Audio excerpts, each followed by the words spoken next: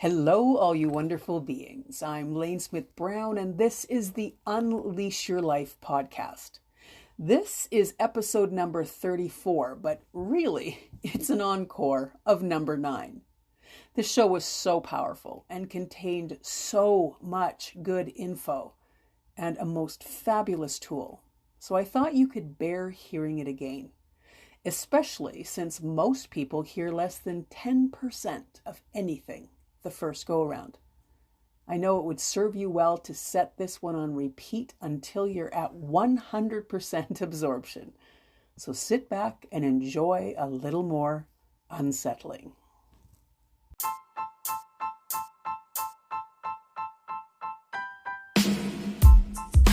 This is the Unleash Your Life podcast, where you're going to learn to rewild yourself. I'm your host, Lane Smith Brown, and I'm a best-selling author and rewilding guide. And over the last 20 years, I've been guiding women back to their truest selves. You see, you were born wild with all the wisdom you will ever need to navigate your life in a beautiful and powerful way. Then, just like everyone else on the planet, you got tamed as you fell under the power and influence of others who were also tamed. All that taming you got as a kid has you convinced you are less powerful than you really are. I call all of that unconscious programming power leaks. And on this show, you're going to discover yours, and then you're going to choose to plug them so you can get back to the wild, wise, and powerful being that you are.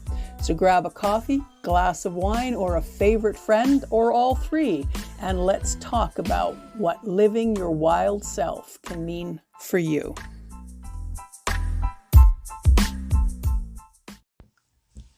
All right, welcome back to the show. Let me get you going by sharing another example from my own life. I was a tall kid. Obviously, there was not much I could do about it. But my height elicited the most surprising responses from my classmates. They equated me being tall with me being a bully. So they isolated me from the group. The connection for me was completely confusing because my nature was quite gentle and usually bent quite easily towards kindness. My 9-year-old self didn't know what to do with their reaction. That little girl just wanted people to see that she was kind and sweet and wanted to be included. So this is how my mind coped.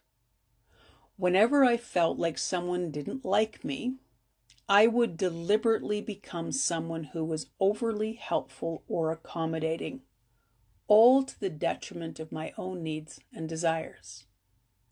Now, I'll go into how I transformed this lie into the truth of who I am in a bit. But for now, just remember this. Our egoic brain is built to take whatever we've learned to feel as familiar and find more things to match to that feeling. As an adult, if I found myself in a situation where I imagined that I was not being liked, I would automatically go into hyper kindness and accommodation mode. I became more interested in someone else's happiness as soon as the "they might be thinking you're a bully" trigger was pulled, and that response was completely automatic. Now, later in life, I grew to recognize the pattern, and with that recognition, I could let the insecurity trigger go. The truth is, I'm not a bully. Those kids were wrong. And when I was able to let the lie go from the subconscious mind, I was free to be kind for kindness' sake, instead of living in an illusion that I could control what others were thinking about me. More importantly, when I released the lie, I gained the ability to see that my needs were just as important as everyone else's.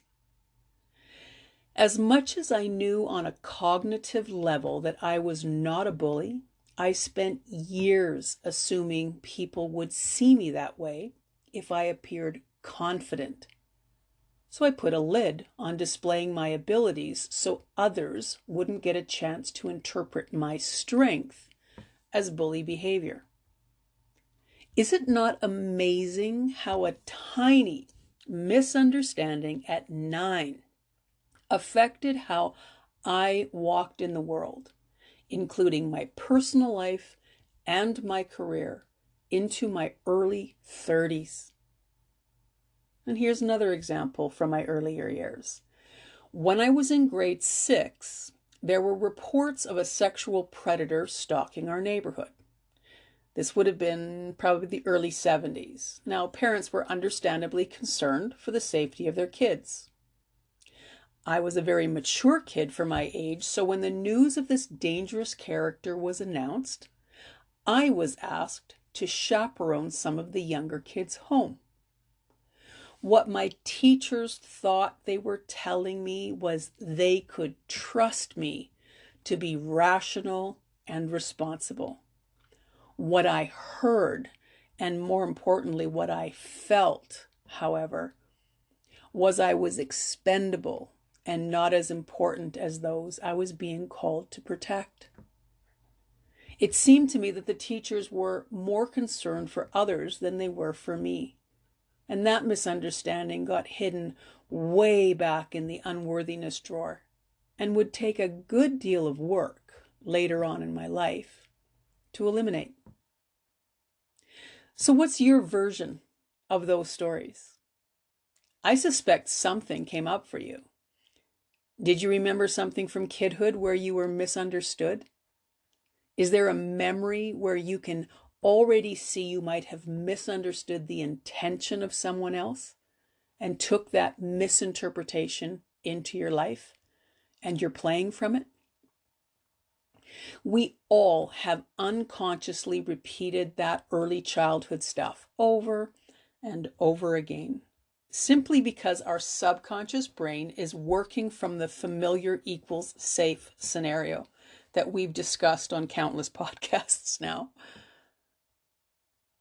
You're used to this feeling, so you are unconsciously drawn to situations that will affirm that feeling. Your ego is keeping you safe by keeping you in situations that feel familiar. And here's the flip side. Sometimes we can think we're choosing the exact opposite, and our ego will still deke us out. Like this. Let's say you had a difficult mother, and unconsciously you draw to yourself a difficult mate. They may be all bright and shiny at first, but the truth comes out when you start feeling more comfortable with each other. That unconscious pull can be because you unconsciously believe you deserve that feeling, or you unconsciously want to redeem that feeling that started in your kidhood. Let me show you how. You pick someone similar to your difficult mother because you unconsciously want to change the outcome. So you think that there is something that you can do or say to turn your difficult mate into a sweetheart. You unconsciously want to redeem that experience that you had with your mother. It's like you're saying to yourself, if I would have been stronger, smarter, calmer, better, I could have changed my childhood experience with my mother. Oh, honey, it doesn't work that way. Here's another way we do this. You know how so many people see the potential in someone? They marry or mate with the potential of that person in their mind. It's all the same stuff. It's an attempt at trying to redeem the past. And that choice will always reaffirm what you currently believe about yourself. The past can't be changed. It doesn't even exist anymore. But when we get caught in thought loops and behavior loops, we're acting as if we can change something that's already long gone. It's in the ether. It only exists in your mind. It's done. It cannot be altered in any way, shape, or form. The only power you have is changing the cycle, moving forward. You need to move into a new way of seeing yourself now. You need to go where you want to go now. You need to be who you want to be now.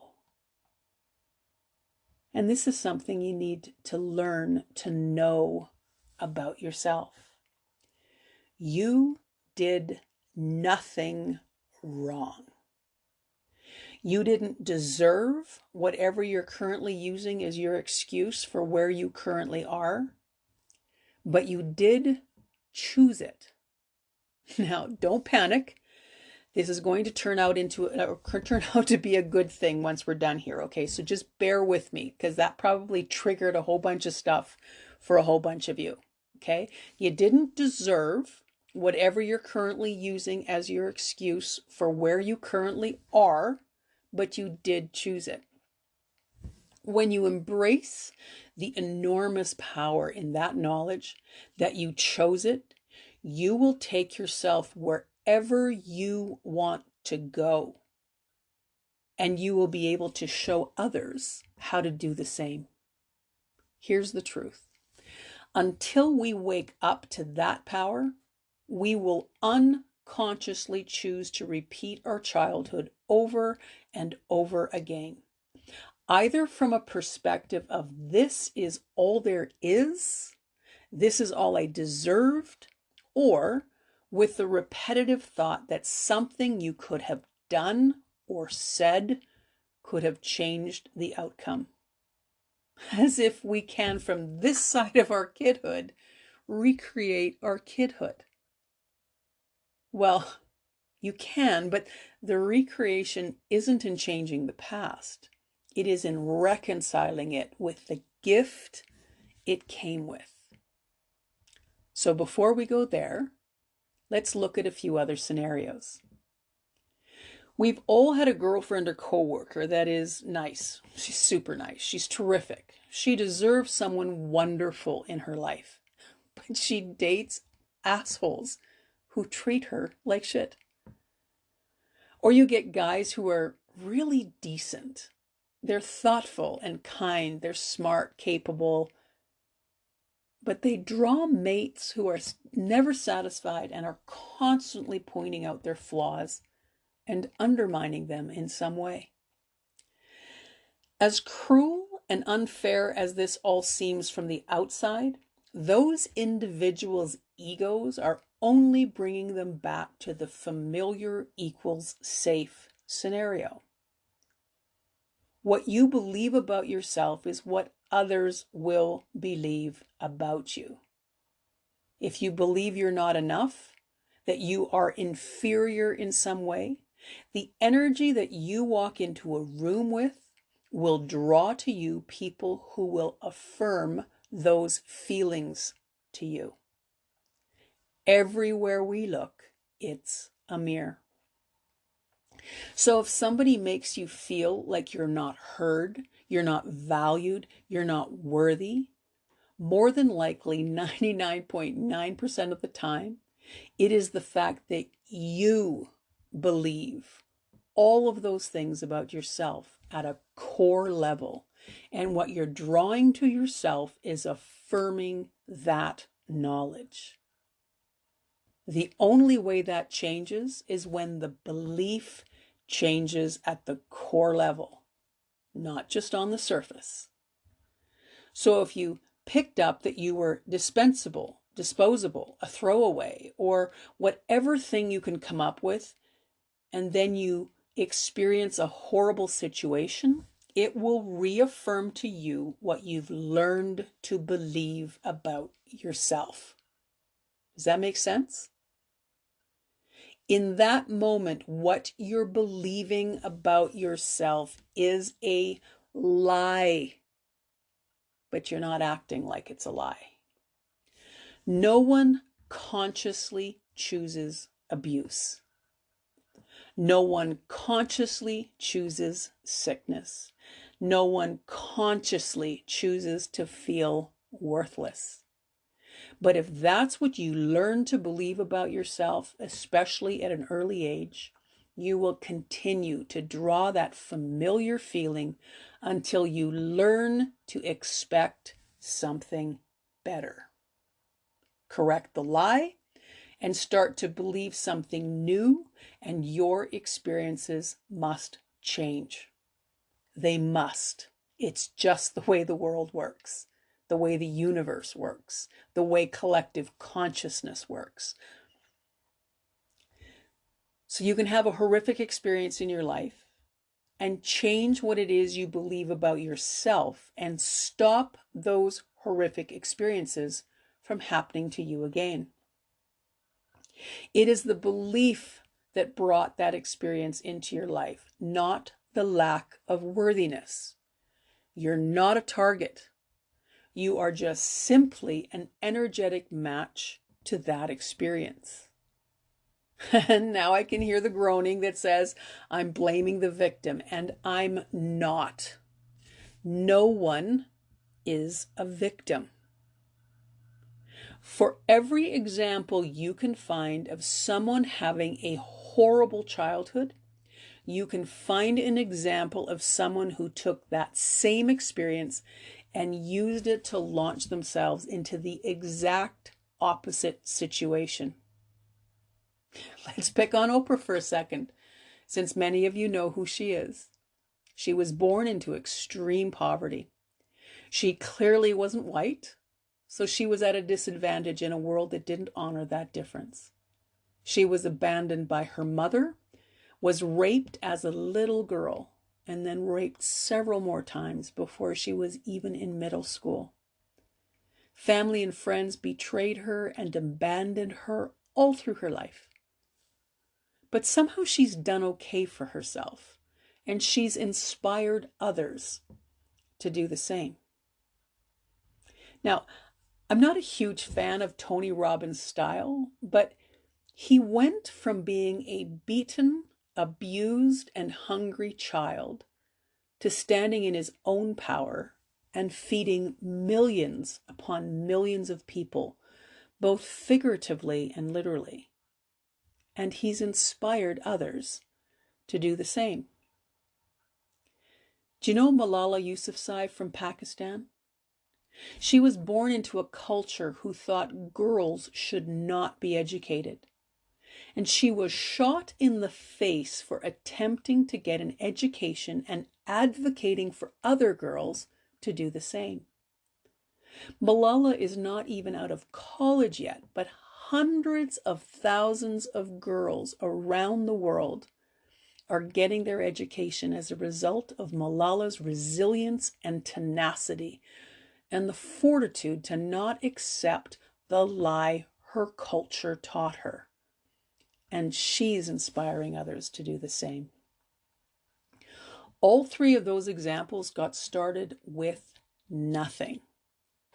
Although Tony had the advantage of being a white guy, which is no small thing, he's at least redeemed that advantage in many ways to help others change their origin story, to move themselves forward.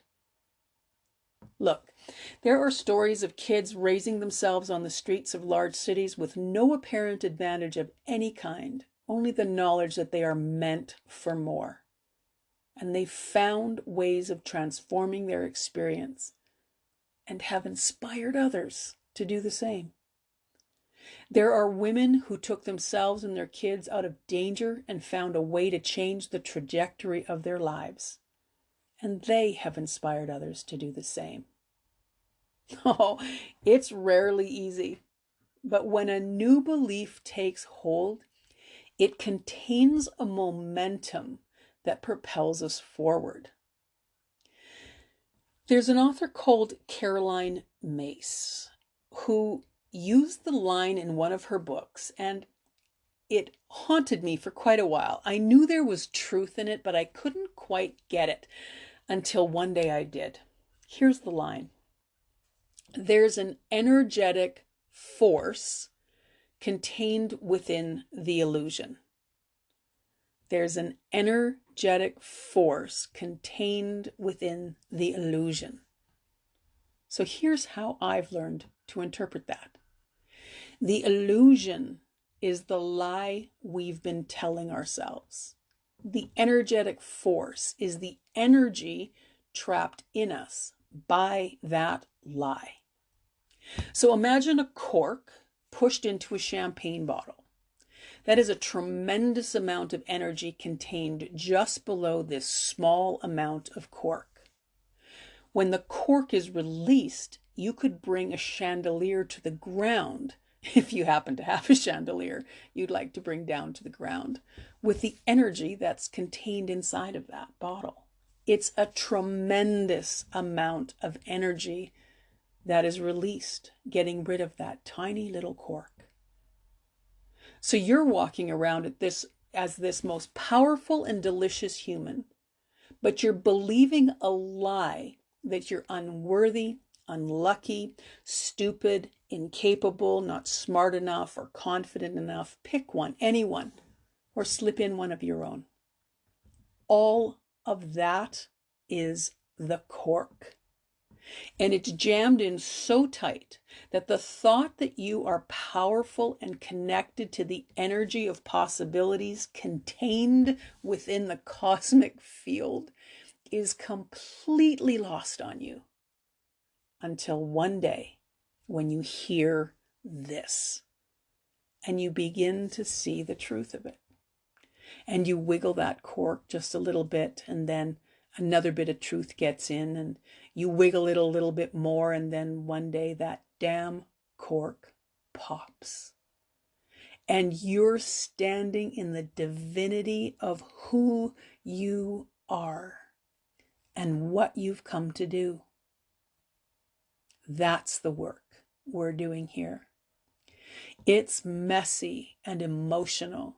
It can be overwhelming when we see how that lie has morphed and mutated its way into all kinds of areas. But here's the truth.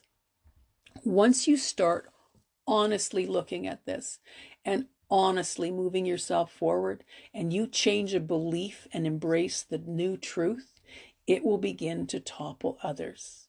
And more of that old stuff will come crumbling down, leaving you to build whatever you want. What do you hear when I say that? Are you filled with fear or anticipation? This work is not for the weak. But if this is resonating with you and you're feeling a pull, let's press on and learn more. For now, do me this favor. As you recognize a lie you've been believing until now, and it tries to take over, use this simple line. I used to believe that, but I no longer do. I used to believe that, but I no longer do. I used to believe that, but I no longer do. Say it until it rings true. Hearing these words will start to reprogram your subconscious mind. This is simple and effective way to introduce a new familiar feeling to your ego, so your new familiar can become the new safe. So what's the cork or the power leak you are currently using to hold back your authentic power? What's the lie? What are you currently using as an excuse to live a smaller life than you came to live? There is a clue in your language, so be aware of that. Listen for things in your life where you let yourself off the hook. I'm not lucky. I can't catch a break. I don't have enough money for that. My mate would never support me or understand me if I tried that. There are people that are better at that than I am. I'm too old. I'm too young. That sounds like too much work. Maybe in my next life. Those are all corks. Those are all power leaks, and they're all based on a lie you've grown accustomed to.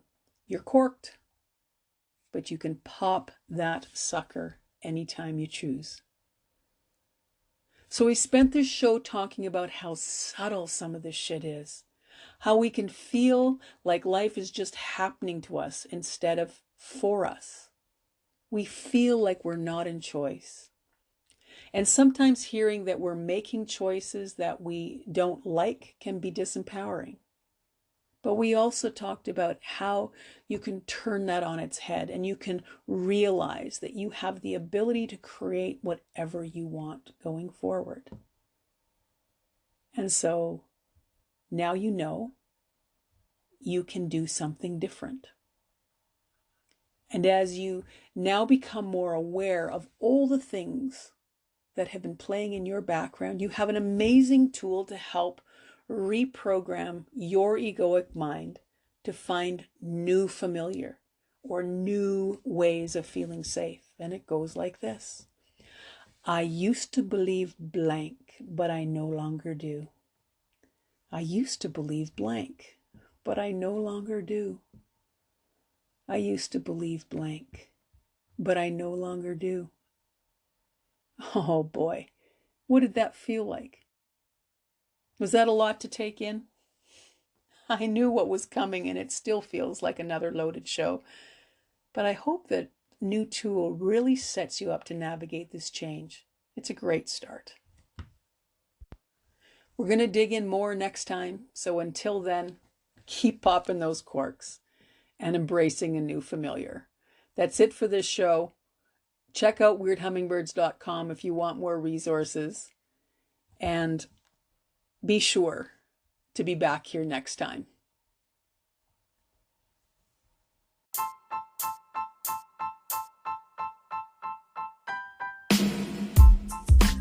Well, I hope this show rocked your world a little bit.